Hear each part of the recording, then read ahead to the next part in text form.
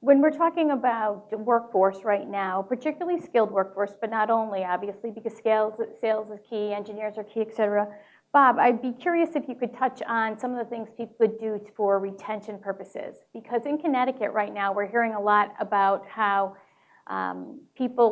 companies are actually recruiting from other companies now as opposed to schools because of our skilled workforce shortage. And I think that many people would like to know if there's anything they could do in particular to help them retain their current employees. Yeah, I think that if you look at, let's take something just really fundamental. And this is at the hiring side of things, but I think it touches on the question you're asking. I've often wondered why, when a shop owner is going to interview, let's say, a new accounting manager or CFO or lead engineer, will arrange to meet that person for lunch, pick up the tab, send the cab to the airport, pick that person up if they have to. And yet, when an hourly employee is being hired, the person has to fill out an application, leave it with someone who hardly even knows who they are, really could probably care less who that person is. And then they may get a phone call in several days. And then when they come in for the interview, they're sitting and waiting for 45 minutes to an hour until the owner has time to go see that person. I've often wondered at what point in the scale of hierarchy and talent do we say, oh, this person gets lunch, and this one gets a cookie, and this one gets maybe a glass of water.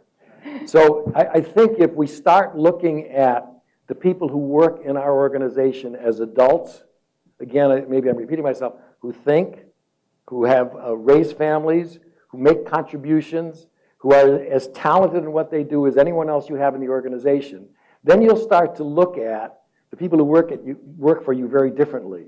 And then you become an employee of choice, an employer of choice rather, a place where people do want to work.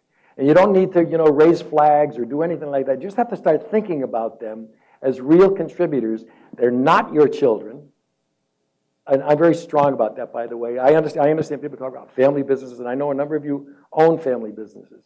You need to be really careful about that, because families have parents. And if you function as the parent of your employees, I think you're making a really big mistake. They're adults. They think. They make choices. You give them options. If they make choices that aren't in agreement with the choices you're making, then discuss what the optimum choice could be. You don't have to dominate all the time, nor do you have to knuckle under. They are not children, they're adults. And when you get into working with people as if they are your children, then I think you run the risk of chasing them out the door. Especially young people.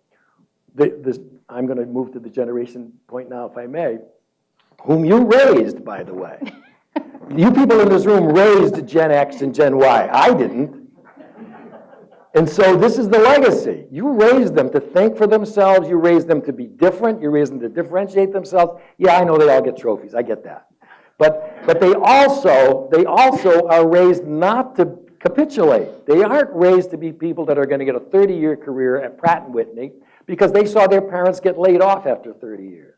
So you raised a different generation. You have to deal with that. They're grown-up people. That's how you retain people. It's not bonuses. It's the sense that people have a joy in coming to work, that they're treated like again, I use the word over and over again, like adults. There's so much literature on this, and I beg you to read it. I want to add one sort of addendum to that relative to the capital aspect.